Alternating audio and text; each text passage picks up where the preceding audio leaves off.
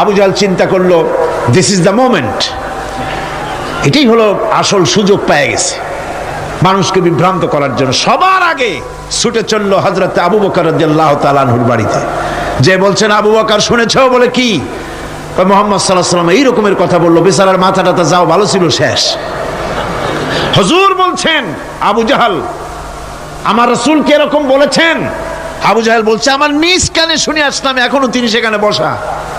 হযরত আবু বকর বলেন, আবু জাহল, আমার আল্লাহর নবী তিনি যদি এরকম কথা বলে থাকেন তাহলে আমি কোনো সন্দেহ পোষণ করি না, অবশ্যই আল্লাহ রাব্বুল আলামিনের হাবিব যা বলেছেন তা সত্য।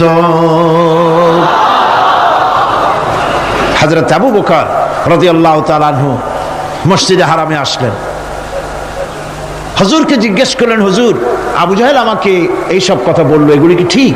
হুজুর বললেন, হ্যাঁ